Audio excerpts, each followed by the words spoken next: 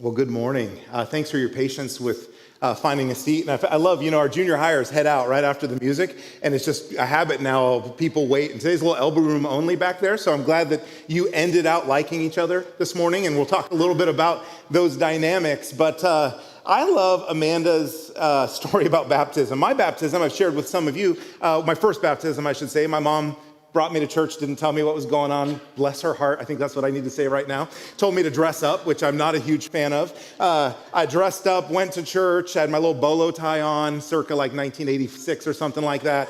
And I get up there, and all of a sudden the guy's putting water on my head and baptizing me in the name of the Father, Son, and the Holy Spirit. And my mom like trick baptized me to try to get me fixed up straight or something. So I guess I'm thinking of some slogans, but like, baptism at Eastwind. We'll try to get your name right. Something like that. Like we're gonna work on this. But thanks for being here, because like baptism conversations, we say it's an outward expression of it, like an interchange. We're gonna get to the crucial part of the story of Jesus that we started almost 63 days ago. It culminates on Easter.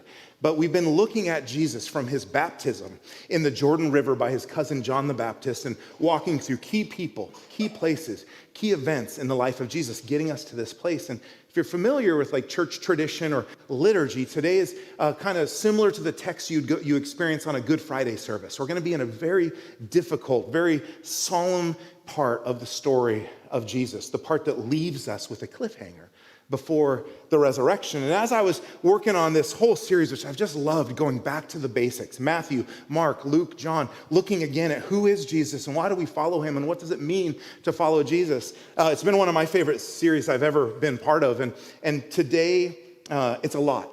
It's a lot of slides. It's a lot of text. We're going to be in Mark. We're going to be in Luke, and we're going to be in John. And I just want to encourage you, like, open eyes, open ears, take it all in. Make some notes, write things down, and just take it this week and reflect on it and think about what is the significance of this story in this moment in my life in 2023.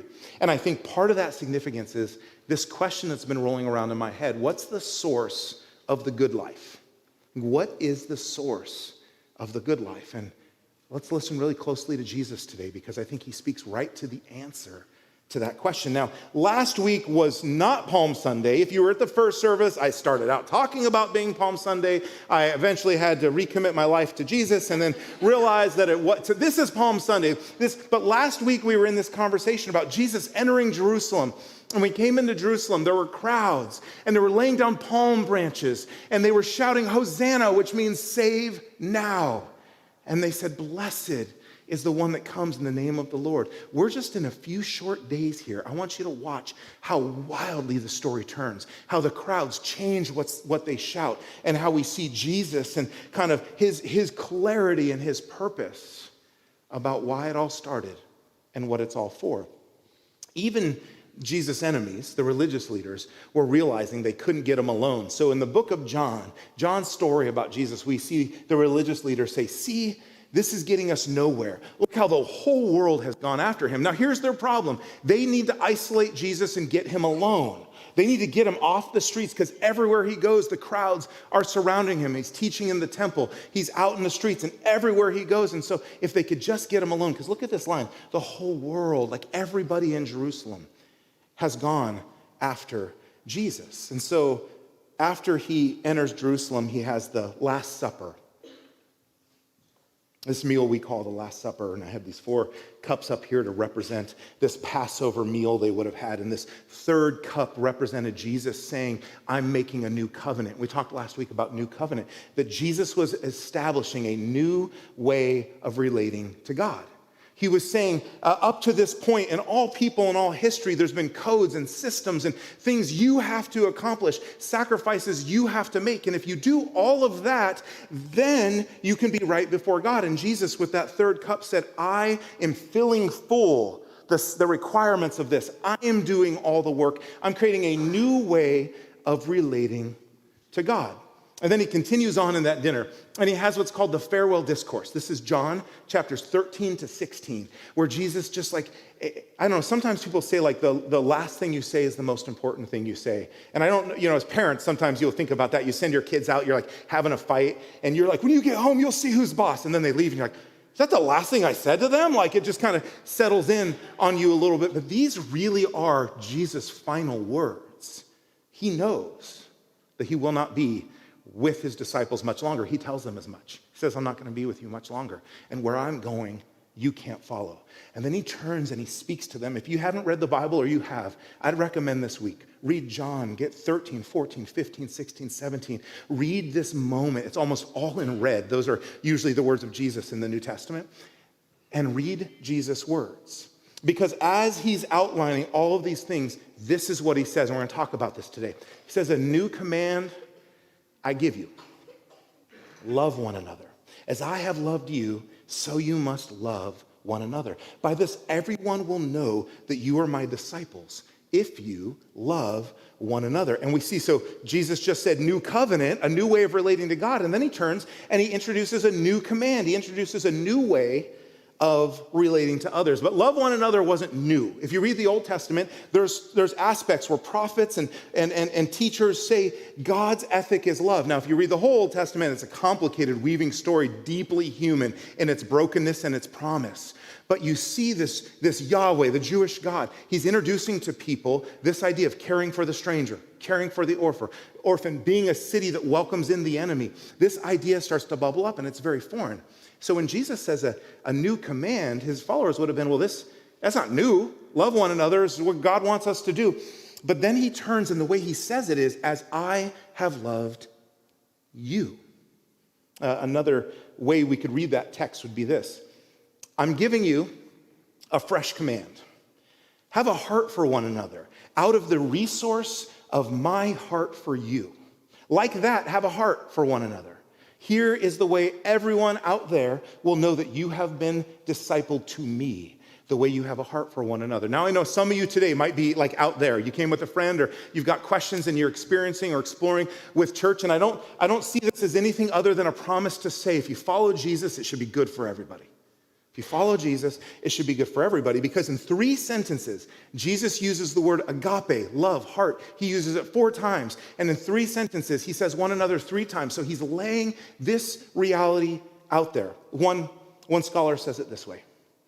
The mutually lived out heart love of Christians for one another will be the single greatest missionary force in the world. And I can't escape that Jesus started a movement, so missionary force. He started a movement to take this good news to all people in all places. That's why we gather on Sunday mornings as part of our movement or our mission.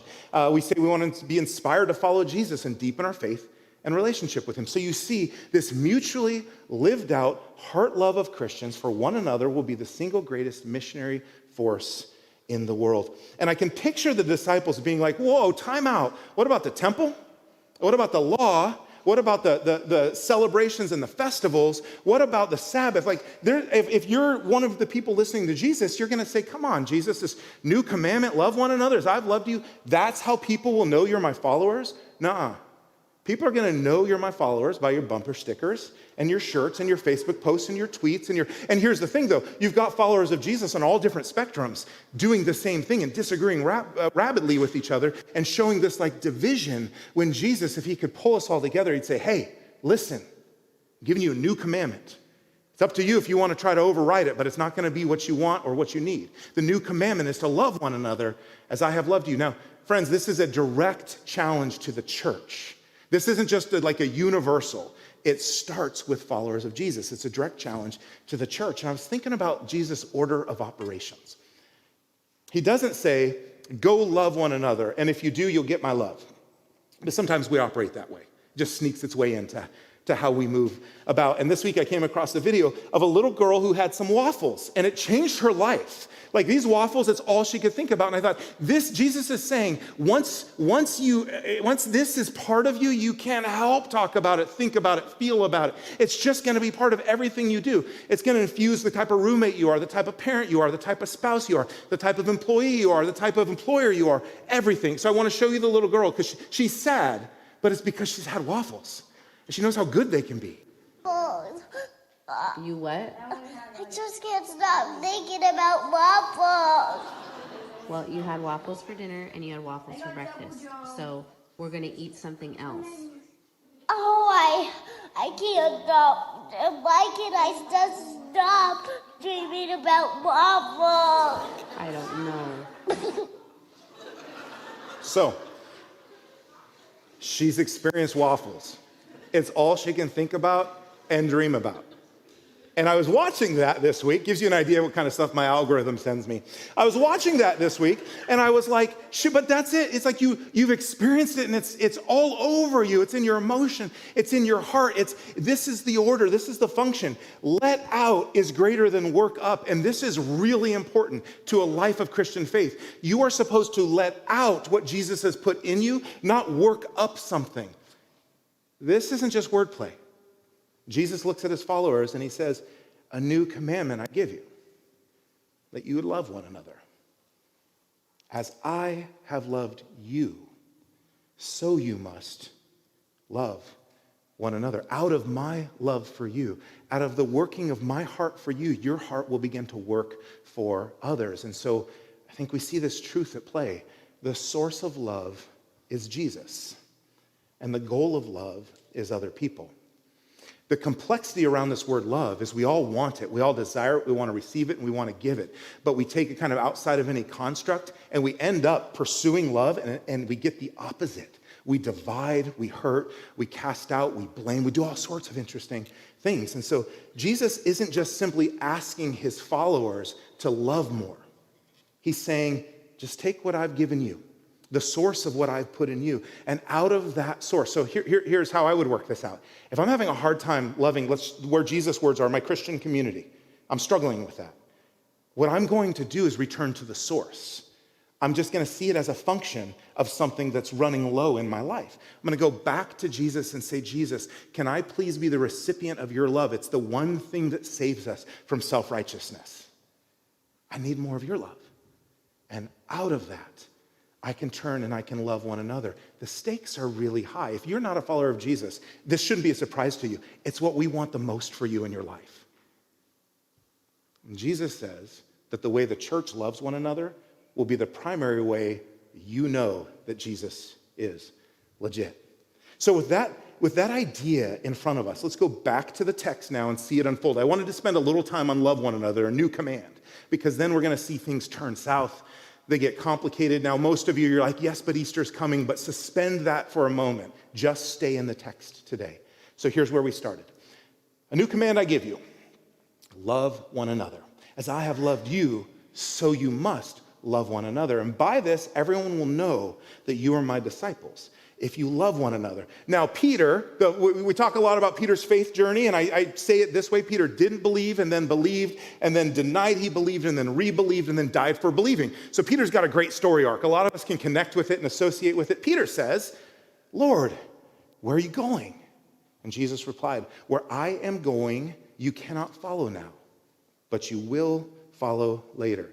Some of you know the story that Peter was crucified and asked to be crucified upside down because he didn't think he was worthy of being crucified in the same way as his Savior, Jesus. There's some legend in that story, but it's what history thinks happened. And so here's Jesus saying, you can't follow me right now, but you will follow me later. And Peter asked, Lord, why can't I follow you now? Pay close attention to this, especially if you don't know this story, because this guy's all over the place. He's like, I'm all for you. Then he's like, I'm not for you at all. So he goes, why can't I follow you now? I will lay down my life for you. And Jesus answered, well, will you really lay down your life for me? And I almost wonder if like a tear rolled down his cheek right there, because he knew what was coming. Will you really lay down your life for me? Very truly, I tell you, before the rooster crows, you will disown me 3 times. So Jesus has just introduced this new command. He's shared with his followers that he's leaving, that things are going to get hard. Where he's going, they can't come. And then he goes, let's pray. And they pull aside to the Garden of Gethsemane. If you go there today, it's still filled with these ancient olive trees. And Jesus most likely prayed at the base of one of these trees. And as he was praying, he said, God, if there's any other way to accomplish what we have set out to do, would you reveal it now? And the text tells us that Jesus' biological system was under so much stress that his capillaries, it doesn't say this, but it says his sweat was mixed with blood, that his capillaries were releasing blood into his sweat glands, and he was sweating a red-tinged sweat because of the stress he carried. And then he said, but I will drink from this cup. And just a couple hours earlier, he'd been talking about cups and the significance of them. And so at this place, Judas shows up, Jesus' follower who betrayed him, gives him a kiss on the cheek. The soldiers he brings with him say, "Are you Jesus?" Jesus says, "I am." Every time he makes an "I am" statement, everyone panics and steps back because it's a statement claiming divinity. It's not how we use it, but in this day, this time, Hebrew, using that phrase, big deal. He says, "I am." They step back, they end up arresting him. Peter, good Peter, right, pulls out a sword. He's like, "You're not taking Jesus." Cuts off this guy Malchus's ear. Jesus calls a timeout, gets down, heals Malchus's ear, tells Peter to put away his sword, and then all the disciples flee. Mark tells us this is what happens. Then everyone deserted him and fled. Everyone. His closest friends who just sat at dinner with him and experienced the words of life, who were told he would be going, everyone deserted him and fled. And the story that unfolds next, it's really not that fun. It's serious, it's weighty, it's heavy, it's cosmic. It sits importance for all of humanity. So in this moment, we're going to see, we'll be in Mark, we're going to be in John, we're going to be in Luke. So there's a lot we're bouncing around and jumping through. I'd recommend write the verses down or take notes, or if you have your message notes, you can just pull it up right there and you can see the text that we're going to walk through. So everyone abandons him. They took Jesus to the high priest, Caiaphas is his name, and all the chief priests and the elders and the teachers of the law came together, and they'd never been this close to Jesus. Anytime he was around, the crowd was huge. And so they have him alone. And now that he's alone, they really get to dig in. And they're asking him, who are you? And they're blaming him for things. And it says here that the chief priests and the whole Sanhedrin, this is like the board of religion. That's their job. They were looking for evidence against Jesus so they could put him to death, but they didn't find any of them. Disclaimer though, these people aren't just murderous jerks. They're faithful and devout, and they just want to love God with all their hearts. And they don't understand what Jesus is doing, and it's twisting them up, and they need to get him out of the picture. Because not only is he saying things that affect their religion, he's also affecting their standing in Rome. So he's hitting at both sides of their life, their faith and their public sector. They couldn't find anything. So many testified falsely against him, but their statements did not agree. They're rounding up witnesses. Remember, a few days earlier, the crowds were celebrating. Here comes Jesus. Hosanna, save us now. Blessed is he who comes in the name of the Lord. And now they're pulling up witnesses from this group. Some of these religious leaders are the very men who approached Jesus and kindly asked him questions in the days preceding this. Most likely Nicodemus. D. Smith, one of our student pastors, preached about Nicodemus and being born again. Most likely Nicodemus is in this crowd. He's with these religious leaders, not sure what to do, trying to figure it out. But the more they testify against him, they just can't get their stories to agree. Then the high priest stood up before them and asked Jesus, "Are you going to answer?" But Jesus remained silent and gave no answer. So again, the high priest stands up before them and he says, "Are you the Messiah, the Son of the Blessed One?" This is the question. This is who they've been waiting for. This is the promise that goes all the way back to Abraham when it all began, when God said, "Abraham, I'm going to give you a child, and that child will become a great nation, and that nation will have one purpose, to bless the nations. The Messiah will come, the one who saves." And Jesus responds, "I am." But he goes on. He goes, "And you'll see the Son of Man sitting at the right hand of the Mighty One and coming on the clouds of heaven." And Caiaphas loses his mind. The high priest tears his clothes. "Why do we need any more witnesses?" he asked. "You have heard the blasphemy. What do you think?" And they all condemned him as worthy of death. And now that the gates are open, then some began to spit at him. They blindfolded him. They struck him with their fists. And they said, "Prophesy." They mocked him. And the guards took him and beat him. And what a turn of events. Jesus had just announced a new covenant, and he'd come into his own. And he was about to usher in what his followers thought was like a new kingdom in essence. He was going to free them from Rome. And now his own people are striking him in the face, spitting on him, mocking him. And many of you know the story, but let's just stay in it. Let's keep reading it, and let's see how it unfolds. And the next thing Mark tells us is very early in the morning, the chief priests with the elders, the teachers of the law, and the whole Sanhedrin made their plans. Now, right when this is happening, Peter's out, by a fire warming himself, and the crowds know that Jesus is in there and stuff's going on. And someone says, Peter, you are one of Jesus' followers. And what does he say? I don't know him. Never met him. And then another person comes and says, wait, I recognize you. I saw you walking around with Jesus. He goes, no, you're confusing me for someone else. And then another person comes and says, no, I recognize you. You're one of Jesus' disciples. And Peter says, I don't know him. And this is an iconic moment in the story of Scripture. And then a rooster does what? Crows 3 times, just as Jesus told Peter. And Peter's head sinks. And in shame, he exits the story. And then very early in the morning, the chief priests, the elders, the teachers of the law, and the whole Sanhedrin have made their plans. And their plans are this: bind Jesus, lead him away, and hand him over to Pilate. And this is key. Pilate represents Rome. He's a Roman governor. Right now, these are all Jewish leaders. They're handing him over to Rome because there's something they want to get done. But you've listened to a lot of text and a lot of me at this moment, so I'm going to give you a break. I want to give you a question. At this point in the story, what are you feeling or thinking? Maybe what you're feeling or thinking is like, I didn't know the story, but that's probably not likely, but that might be you.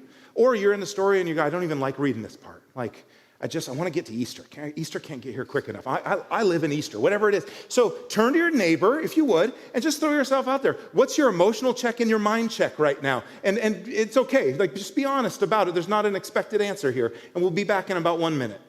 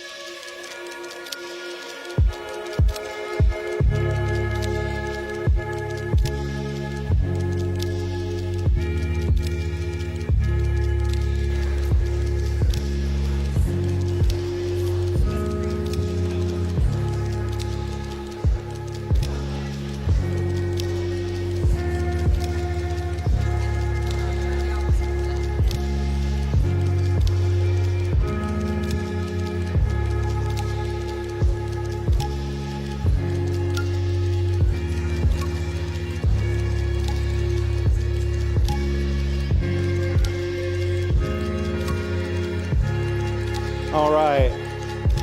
Take a couple seconds.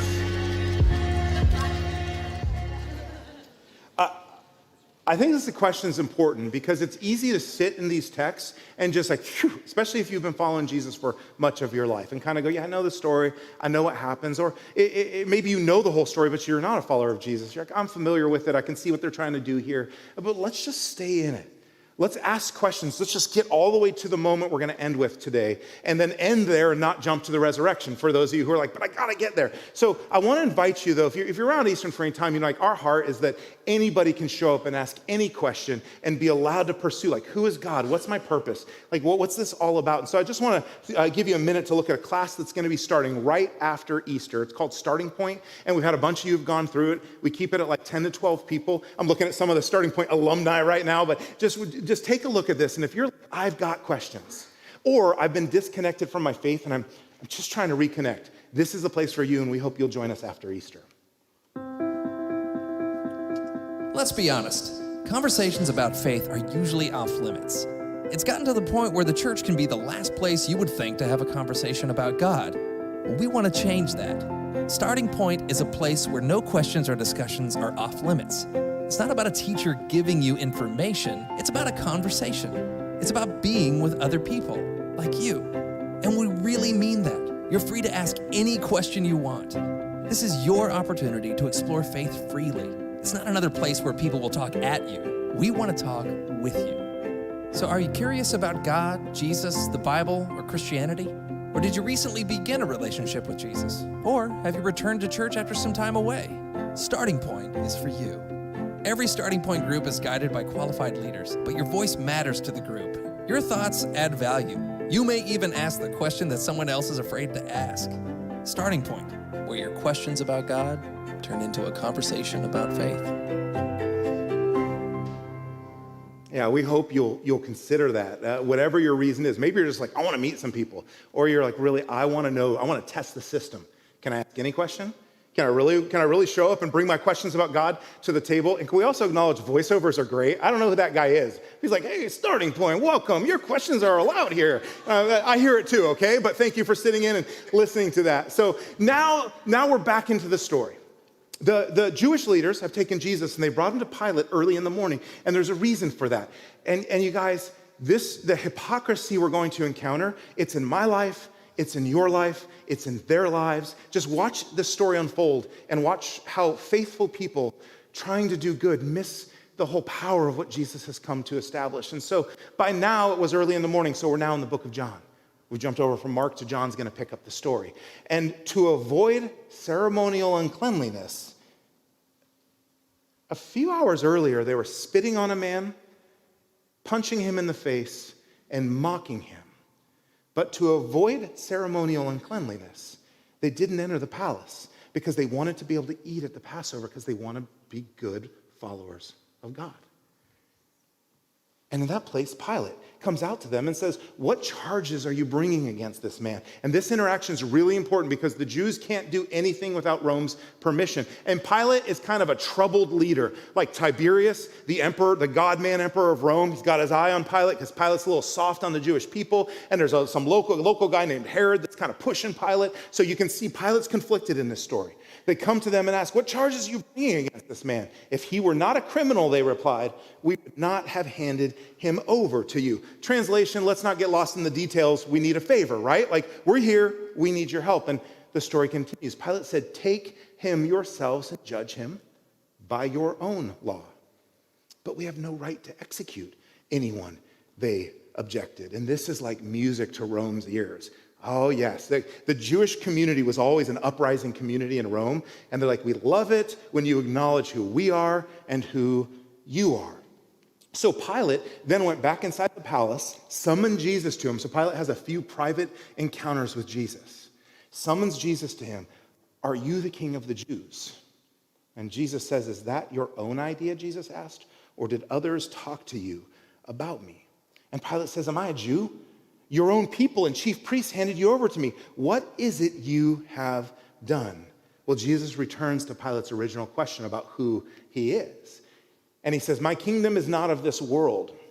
And if it were, I just consider the audacity of this moment. He's in front of, to us, what would be one of our most powerful government leaders. The person has the power over his life. And he's like, let me be really clear. My kingdom's not of this world. And if it were right now, you'd have a war on your hands.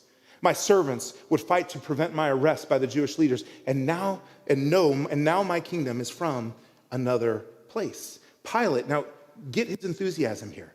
You're a king then. Because if Jesus is a king, Pilate can just be like, all right, you're king, who are your people? You guys can live over here. You can do these things, just pay your taxes and don't mess with Rome. Just looking for a way out of this whole thing. You're a king then, said Pilate. Now we turn to Luke. Luke's telling the same story in the same timeline. Luke picks it up in chapter 23. Then Pilate announced to the chief priests in the crowd, I find no basis for a charge against this man. But the people insist. They insist that Jesus has been stirring up controversy all over Judea by his teaching. And he started in Galilee and came all the way to Jerusalem. So now this is an issue for a guy named Herod. So Pilate's like, all right, this is great. I'm going to pass Jesus off to Herod. Sends Jesus to see Herod. There's 5 Herods in the ancient days. All of them are creepy, not good people, okay? The first one did the order to kill all the babies in Bethlehem. That's Herod the Great. This is Herod Agrippa. Herod Agrippa's part of this family line. They're all a mess, okay? So he goes to Jesus. Herod Agrippa had beheaded John the Baptist, Jesus' cousin, and he's like, hey, I've never met Jesus, but I heard he does tricks, like literally. He says to Jesus, do some tricks for me.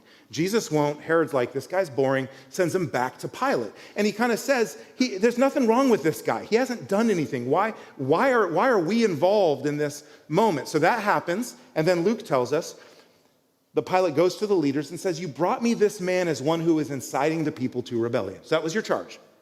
I've examined him in your presence, and I found no basis for your charge against him. And neither has Herod.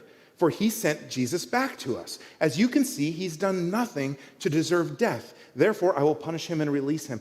This is a really key idea through this whole event.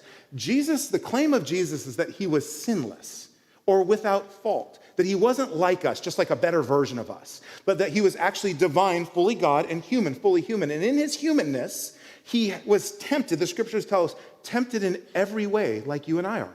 So he didn't get a pass. But in that temptation, he was without fault. He was blameless. It's part of his story and what he's come to accomplish. And the records of these moments continually double down on. There's just not anything he's done. We can't find anything he's done. I mean, Rome, all they needed was they just didn't need much. They can't find anything he's done. Therefore, I will punish him and I will release him to you. And the crowd shouts, not Hosanna, not blessed is the one who comes in the name of the Lord, but away with this man. Now, John picks up the story.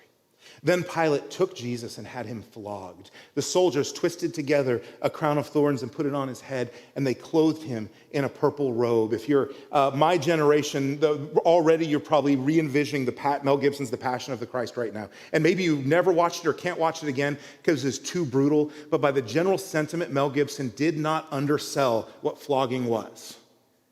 He told the story of how Rome delighted in publicly punishing people, in beating them to the point of death and tearing flesh off their bodies and exposing bone and blood running down. That's where Jesus is. So Pilate, in his kindness, says Jesus isn't guilty. He's done nothing. Sends him to be flogged. The soldiers in cruelty make a crown because there's this story around that Jesus is some kind of king, and they put it on his head. And they clothe him in a purple robe. Now, first century readers didn't need a lot of explanation going on here because they just knew this was brutal. And then the story continues. And then the soldiers went up to him again and said, "Hail, King of the Jews!" And they slapped him in the face. And then Pilate takes this bloody, beaten, the scripture says, unrecognizable Jesus, and brings him before the crowd. He says to the Jews gathered there, "Look, hey, isn't this enough? I mean, guy didn't do anything. None of your accusations stick. Isn't this enough?" But you're going to see that Pilate's not the one controlling the story here. The Jewish leaders aren't the one controlling the story here. Jesus is the one controlling the story here. They look, I'm bringing him out to you to let you know that I find no basis for a charge against him. And as soon as the chief priests and their officers saw this, they shouted, "Crucify, crucify." Or the crowd is really turned and they're unified on one purpose right now. And John continues, "But Pilate answered, 'You take him and crucify him. As for me, I find no basis for a charge against him.' The Jewish leaders insisted, 'We have a law, and according to that law, he must die, because he claimed to be the Son of God.'" Well, when Pilate heard this, he was even more afraid, and he went back inside the palace. Pilate's afraid because Tiberius has got spies everywhere watching him, and how he handles this moment's a big deal. He's already on shaky ice, but he's also afraid because something's going on here. Who is this Jesus? And so the chief priests accused him of many things. So Pilate again asked him, "Aren't you going to answer? See how many things they're accusing you of?" And watch what Mark does. He takes us into an inner room where Pilate and Jesus have a conversation. But Jesus still made no reply, and Pilate was amazed. Because when you're standing before the one person who can set you free, and they're asking you, what do? You fall to your knees, you cry, you beg, you tell them you've got little kids and they're not even in school. Whatever you do, you've got to, please spare me. And Jesus is saying nothing, and Pilate's like, I don't get it. I don't get it. So he says to Jesus, "Do you refuse to speak to me? Don't you realize I have power either to free you or to crucify you?" To which Jesus says, and when you picture this, I want you to picture, like, although Jesus is bloody and beaten, his eyes are crystal clear because this is what it's all about. He says, "You would have no power over me if it were not given to you from above." And Jesus is beginning to allude to the Easter story. Nothing that's happening here is happening on accident. And as much as it might look like just a bad ending to a bad story, everything's unfolding exactly as it has been said it would unfold, exactly as I promised it would unfold. It's almost like a checkmate statement. Like, come on. This is exact, Pilate. You may not realize this, but you have no control right now. This is just what it is. And you're going to have to follow through with it. So from then on, Pilate tried to set Jesus free. But the Jewish leaders kept shouting, if you let this man go, you're no friend of Caesar. Don't you love the Jewish leaders are now chiding the Roman governor, saying, if you let this guy go, you're not even a good Roman. Anyone who claims to be a king and opposes Caesar. Hang on to this line real quick, okay? They're going to come back to it in just a moment. Because then John tells us, when Pilate heard this, he brought Jesus out, sat him down, because if Tiberius gets wind that Pilate did nothing after people made a statement about Caesar, his life's over. So he brings Jesus out, sits him down on the judge's seat in a place known as the stone pavement. It's about noon. I love the detail. Here's your king, Pilate said to the Jews. And they shouted, take him away, crucify him. Shall I crucify your king? Pilate asked. And in a moment that many of us are familiar with, we have no king but Caesar. It happens in our faith. Devout, committed people like you and like me, we reach a moment where we go, you know what, I need the government to accomplish what my faith can't.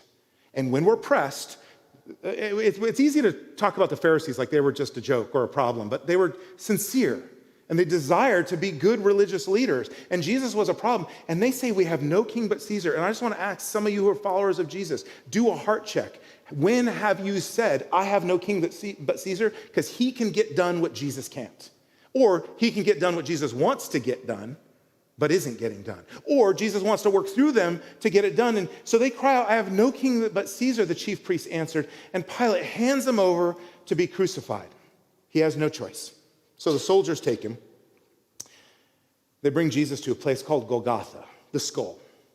There they offered him wine mixed with myrrh, but he doesn't take it. There's an Old Testament link between that moment. And then this line, this is all they say. They crucified him. They didn't need to go into detail.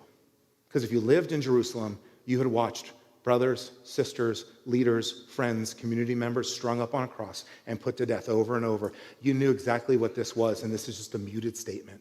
They crucified him. I just want to bring in like this moment. So I've got some audio. I'm just going to play it. It's a loud ringing. Just to imagine for a moment the impact of this, everything that led up to this. You know what? They crucified him now?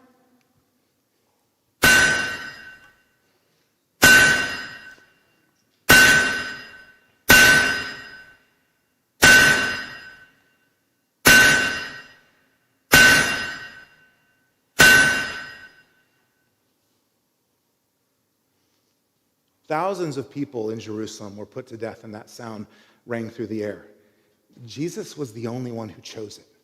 It's a very interesting part of his story. He's the only one who said, that's where I'm supposed to be. That's where I belong. This road has to be walked. And I've thought about this. I was going, okay, but like in my own faith journey, I struggled a lot with some of the things Jesus said and then the crucifixion. I'm like, the resurrection kind of brings it all together. But at this moment, the people watching, hearing that sound, watching Jesus be put to death, these were the things they heard him say as they followed every word that came out of his mouth, as they walked so closely with him. He said, I am the bread of life. He who comes to me shall never hunger. And he who believes in me will never thirst. That's John chapter 6. He said, I am the light of the world. He who follows me shall not walk in darkness, but have the light of life. That's John chapter 8. He said, I am the door. If anyone enters by me, he will be saved, and I will go in and out, and they will go in and out, and they will find pasture, a picture of rest. He said, I am the good shepherd, and the good shepherd gives his life for the sheep, John 10. He said, I am the resurrection and the life. He who believes in me, though he may die, he shall live. And whoever lives and believes in me will never die. Do you believe this? That's Jesus in John 11. He said, I am the way, the truth, and the life. No one comes to the Father except through me. That's John 14. He said, I'm the vine, you are the branches. He who abides in me and I in him bears much fruit, for without me you can do nothing. That's John 15. Most of those things Jesus said in his final days. And he's lying in the point of death or hanging at the point of death on a cross. You don't start a movement out of that moment.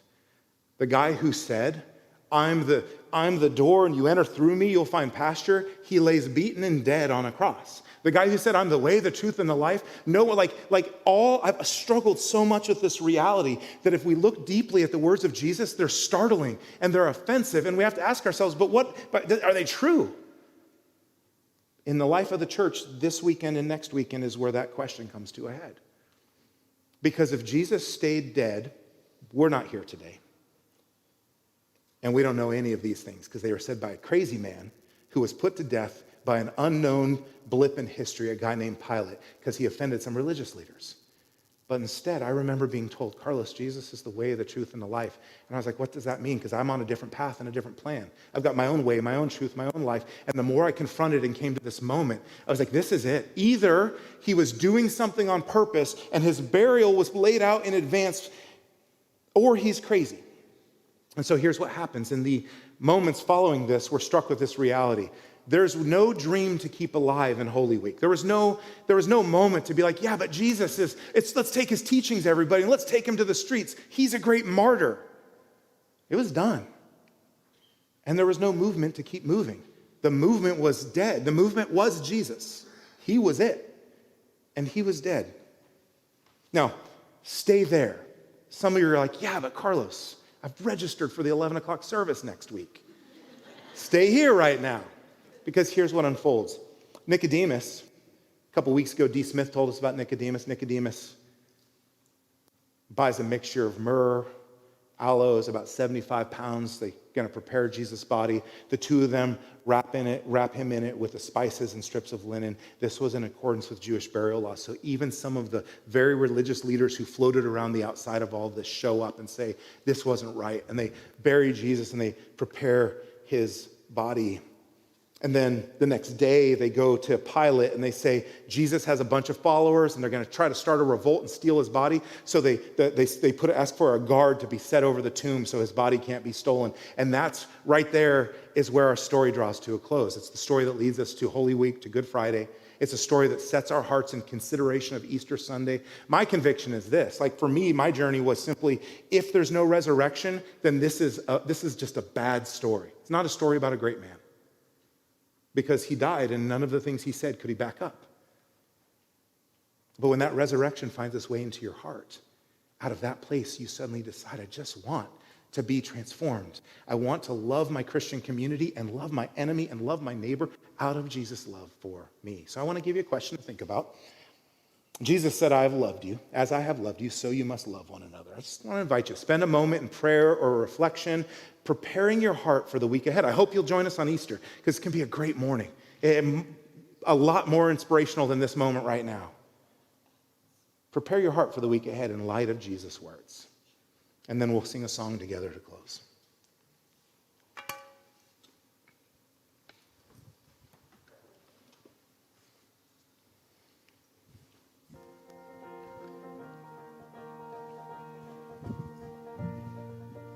Heard my voice.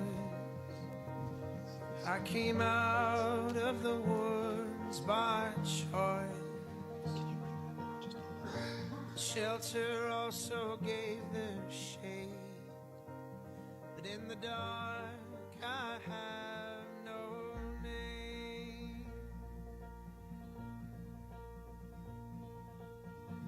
So leave that click in my head, and I will remember the words that you said.